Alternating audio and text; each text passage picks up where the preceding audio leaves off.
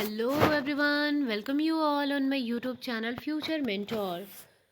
So today in this video we will discuss about the important questions for BPSC 4.0. जी हाँ, जैसा कि आप सभी देख पा रहे हो कि आज के इस वीडियो का टॉपिक है इम्पॉर्टेंट क्वेश्चंस फॉर BPSC 4.0. तो आज इस वीडियो में बेसिकली हम डिस्कस करने वाले हैं कुछ इम्पॉर्टेंट क्वेश्चंस को जो कि TRE 3.0 में पूछे गए क्वेश्चंस है एज वेल एज उसी पैटर्न पे पूछे गए कुछ क्वेश्चंस को मैंने कंपाइल करा है. ये जो क्वेश्चन है ये वो एस्पिरेंट्स जो कि TRE 4.0 के लिए प्रिपेयर कर रहे हो या फिर DSSB के लिए प्रिपेयर कर रहे हैं तब भी ये वीडियो उनके लिए इक्वली हेल्पफुल होने वाला है. तो आइए हम स्टार्ट करते हैं वीडियो को. So the first question is, एक अधिकारी का वेतन 25% बढ़ा दिया जाए या बढ़ा दिया जाता है, नए वेतन को कितने प्रतिशत घटा दिया जाए कि वह पुराने वेतन पर आ जाए. ये जो क्वेश्चन आप देख रहे हो question TRE 3.0 9th and 10th वाले पेपर में पूछा गया जो कि 21 जुलाई को कंडक्ट हुआ था. तो हम क्वेश्चन को देखते हैं. क्वेश्चन, इस टाइप के क्वेश्चंस काफ़ी सारे कॉम्पिटिटिव पेपर में पूछे जाते हैं और ये परसेंटेज बेस्ड क्वेश्चन है. क्वेश्चन में क्या दिया गया है कि अधिकारी का वेतन जो है वो 25% बढ़ा दिया गया है. जी हाँ, तो इनिशियली उसका अगर सपोज करते हैं कि हम वेतन जो 100 रहा होगा तो अब 25% इंक्रीज़ करने के बाद क्या हो गया 125. अब हमसे क्या पूछा जा रहा है कि 125 में से कितना घटा दिया जाए, किस में से घटाया जाए. तो 125 में से तो अपॉन में ऑलवेज ले लेना होता है जिससे हमें कंपेयर करने को कहा जाता है. ठीक है, अब क्या कहा जा रहा है कि कितना घटा दिया जाए कि वह दोबारा से क्या बन जाए 100 बन जाए. तो हमें करना क्या है 125 में से 100 को माइनस कर देना है, क्या आ जाएगा 25. और किस में से घटा दिया जाए तो 125 में से, इसलिए अपॉन में 125 ले लिया. और चूंकि आंसर जो चाहिए वो परसेंटेज में चाहिए इसलिए मल्टीप्लाई कर दिया 100 से. अब जब इसे सिंप्लीफाई करोगे 25 से ये एक बार में जाएगा, 25 से ये 5 बार में जाएगा, अगेन 5 से इसको एक बार में करोगे और 5 से ये 20 बार में जाएगा. मतलब जो आंसर आ गया वो क्या आ गया 20%. I hope both Hindi and English medium वालों के लिए कन्वीनियंट होगा. बाकी जो क्वेश्चंस है स्लाइड्स में वो हिंदी एंड इंग्लिश दोनों में ही है और कहीं कहीं सिर्फ हिंदी में टाइपिंग करिए तो उसे इंग्लिश में ज़रूर मैं मतलब एक बार बोल दूंगी. ठीक है. Now the next question is, if the capacity of a cylindrical tank is 1848 meter cube and the diameter of its base is 14 meter, find the depth of the tank. ठीक है, जो एक टैंकी है उसके आधार का जो अपने को व्यास दे रखा है वो 14 मीटर है और उसकी वॉल्यूम दे रखी है अपने को ये, तो हमें उसकी गहराई ज्ञात करनी है. गहराई का मतलब होता है डेप्थ और डेप्थ इज़ हाइट. आपको पता है कि वॉल्यूम ऑफ सिलेंडर जो होता है, वॉल्यूम ऑफ सिलेंडर जो होता है वो किसके इक्वल होता है πr² h के इक्वल होता है. और अपने को जो जो वैल्यू दी गई है उस वैल्यू को पहले देख लेंगे. तो हमें क्वेश्चन में d की वैल्यू दे रखी है विच इज़ 14 मीटर. तो यहाँ से हम r की वैल्यू फाइंड आउट कर सकते हैं. r d का हाफ होता है, d का आधा होता है, त्रिज्या व्यास का आधा होता है, तो 14 का हाफ क्या आ जाएगा 7 मीटर. अब यहाँ जस्ट वैल्यू पुट कर देंगे. पाई की जगह क्या वैल्यू पुट करोगे 22/7, आर की जगह 7, आर का स्क्वायर है इसलिए 7 × 7 × h. और इधर पे volume of cylinder already given है 1848. ठीक है, 7 से 7 कैंसिल आउट हो जाएगा. अपने को फाइंड आउट किसकी वैल्यू करनी है h की, गहराई की. तो बाकी जो वैल्यू है ये दोनों वैल्यू ये डिवाइड में आ जाएगी 22/7. होप यहाँ तक क्लियर होगा. अब आपको पता है 11 से ये 2 टाइम्स में जाएगा और 11 से 11 से अगर आप इसे काटोगे तो 168 आ जाएगा. अगेन 7 से हम इसे काट सकते हैं, 7 से ये 2 बार में और ये 4. ठीक है, 24. फिर इसको अगर आप सॉल्व करेंगे तो ये 12 आ गया. मतलब जो हाइट की वैल्यू आ गई वो क्या आ गई 12 मीटर. ये किसकी वैल्यू आ गई गहराई, टंकी की गहराई कितनी है तो 12 मीटर. आई होप क्वेश्चन जो है वो क्लियर होगा. Now the next question is 27 भुजाओं वाले बहुभुज में विकर्ण की संख्या ज्ञात करें. ठीक है, तो विकर्ण का मतलब होता है डायगोनल, डायगोनल. ठीक है, और बहुभुज, बहुभुज हम कहते हैं पॉलीगॉन को. तो अपने को क्वेश्चन में दे रखा है क्या कि एक ऐसा पॉलीगॉन जिसके नंबर ऑफ साइड्स कितने हैं 27, तो हमें उसका डायगोनल फाइंड आउट करना है।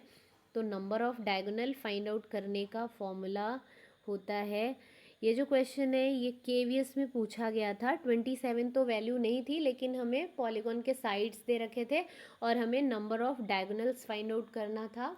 केवीएस जो कि फरवरी मंथ 2023 में जो एग्ज़ाम कंडक्ट हुआ था उसमें मेरे खुद के पेपर में भी ये क्वेश्चन आया हुआ था। तो इस जो नंबर ऑफ डायगोनल का फॉर्मूला होता है वो है n into n-3/2। n is here number of sides and the number of sides given is 27। जो भुजाओं की संख्या अपने को दे रखी है n से हम भुजाओं को डिनोट करेंगे। भुजा की संख्या 27, यहाँ पे अगर आप पुट करते हो तो 27-3, ठीक है, अपॉन में क्या आ जाएगा 2। मैं इसको यहाँ सॉल्व कर रही हूँ, 27 और इनटू में 27-3 का मतलब 24 और अपॉन में 2। जब आप इसे कैंसिल करोगे तो 27 इंटू 12 विच इज़ 324। तो इसका सही आंसर क्या आ जाएगा, नंबर ऑफ डायगोनल्स मतलब विकर्णों की संख्या क्या आ जाएगी 324। अगेन ये TRE 3.0 में पूछा गया क्वेश्चन है, if 1/8 of a number is 30 what will be the 62% of the number. अब ऐसे क्वेश्चन में अगेन परसेंटेज का क्वेश्चन है, आपको करना क्या है कि 1/8 ऑफ अ नंबर, सपोज इस नंबर को हम मान लेते हैं x। अब क्वेश्चन में आगे क्या दे रखा है कि x का 1/8 जो है वो 30 के इक्वल है, 30 के बराबर है, ठीक है। तो यहाँ से x का मान निकाल सकते हो, x का मान क्या आ जाएगा 30 गुना 8। अब आगे क्वेश्चन में देखो क्या दे रखा है, what will be the 62% of the number. उसका 62% क्या होगा, 62% का मतलब 62/100। अगर आप इसे सॉल्व करते हो तो 100 से 100 कैंसिल आउट हो जाएगा। यहाँ पे क्या करना है, 3 और 8 को गुणा करना है, 24 को 62 से गुणा करना है और 10 से भाग दे देना है। 24 इंटू 62 अगर करते हो तो ये आ जाएगा 1 4 8 8, ठीक है। और इसको 10 से जब भाग देंगे तो बाएं से एक अंक के आगे लग जाएगा प्रतिशत, बाएं से लेफ्ट से 1 डिजिट के आगे डेसिमल लग जाएगा। तो ये आ गया हमारे पास number, option number A is the correct one. ऐसे क्वेश्चन BPSC TRE 2.0 में भी पूछे गए थे, जिस क्वेश्चन में मैंने मतलब जिस एग्ज़ाम को मैंने क्वालिफाई करा है। Now the next question is, the interior angle of a regular polygon exceeds its exterior angle by 108 degree, then how many sides does the polygon have। polygon के questions पेपर में जो पूछे गए थे उसे भी लिया, साथ में एक आध क्वेश्चन को भी इंक्लूड करा है। उसके पीछे सबसे बड़ा रीज़न ये है कि पॉलीगॉन वाले जो टॉपिक हैं वो थोड़े कंफ्यूजिंग हो जाते हैं, जनरली हम उसकी प्रैक्टिस नहीं करते हैं, बट टीचिंग एग्ज़ाम में ज़रूर पूछा जाता है। SSC वगैरह में इससे रिलेटेड क्वेश्चंस बहुत कम पूछे जाते हैं, बट मैंने देखा है कि टीचिंग एग्ज़ाम में ज़रूर पूछे जाते हैं। तो इन क्वेश्चंस की प्रैक्टिस करनी है। तो BSSSB के लिए भी अगेन बोल रही हूँ, काफ़ी इंपॉर्टेंट है। तो देखिए ऐसे क्वेश्चन को करना कैसे है। तो हमें क्वेश्चन में दे रखा है कि जो एक्सटीरियर कि एक समबहुभुज का अंतःकोण उसके बहिष्कोण से इतना अधिक है। तो ऐसे क्वेश्चन को करने के लिए जो हम फॉर्मूला यूज़ करेंगे वो है n-4 into 180 degree upon n equals to 30, जो भी आपको वैल्यू दे रखी हो, ये क्या दे रखी है अपने को 108 डिग्री, ठीक है। n क्या है, यहाँ पे नंबर ऑफ साइड्स जो कि अपने को पता करना है। तो यहाँ तो वैल्यू पुट करेंगे नहीं, करना क्या है, अब इन दोनों को कर दो क्रॉस मल्टीप्लाई, इसके नीचे 1 लगा सकते हो, इसको और इसको क्रॉस मल्टीप्लाई, इसको और इसको, ठीक है। यहाँ 1 है तो 1 से तो हमें कुछ करना नहीं है, इन दोनों को मल्टीप्लाई करते हैं। जब आप 180 को n से करोगे तो ये आ जाएगा 180n। फिर आप जब 180 से 4 को करोगे तो ये आ जाएगा 720। और अगेन आप जब n से 108 को करेंगे तो ये 108n आ जाएगा। अब n वाले को एक साइड पे ले आते हैं तो ये क्या आ जाएगा 180n माइनस 108n 108n, और इधर पे ये 720 दूसरी साइड पे जाके 720 हो जाएगा प्लस का। इन दोनों को जब माइनस किया तो ये 72n और इधर पे ये 720। अब आपको देख के पता लग रहा है कि n की वैल्यू क्या आ जाएगी। अब मैं आगे इधर पे लिख देती हूँ, है ना, ये से 10 टाइम्स में चला जाएगा, मतलब n की वैल्यू क्या आ गई 10। तो करेक्ट आंसर क्या आ जाएगा 10। Now the next question is find the number of diagonals of a regular polygon having 26 side. वहाँ पे 27 साइड थे, यहाँ पे 26 साइड्स है। ऑलरेडी बताया आपको कि नंबर ऑफ डायगोनल्स का जो फॉर्मूला होता है वो है n इंटू n-3/2। आप जस्ट वैल्यू पुट करोगे, आ जाएगा 26 इंटू 26 - 3 इज़ 23/2 मीन्स ये 13 आ जाएगा। इन दोनों को मल्टीप्लाई कर लोगे, मल्टीप्लाई करने पे क्या मिलने वाला है आपको, ये जो इन दोनों को अगर हम मल्टीप्लाई करेंगे तो 3×3 = 9, एंड पे 9 आना चाहिए, मतलब ये वाला ऑप्शन जो है ये सही है। 299 इज़ द करेक्ट आंसर।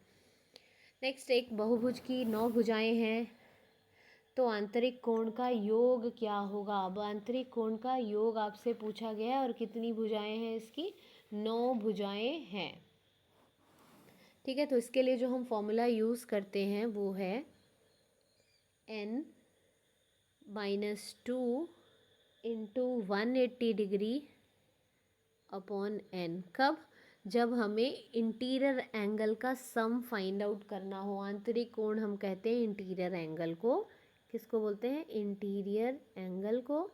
और हमें क्या फाइंड आउट करना है, इंटीरियर एंगल का सम। तो इसके लिए हम ये फॉर्मूला यूज़ करते हैं। यहाँ n की जगह आप क्या पुट करोगे, जो नंबर ऑफ साइड्स है, n-2 इंटू 180 अपॉन जो भी n दे रखा है। अब अगर मैं इसको फर्दर सॉल्व करूँ तो 7 इंटू 180 आ जाएगा, और अपॉन में 9 आ जाएगा। 9 से 9 2 जा 18, 20 आ गया।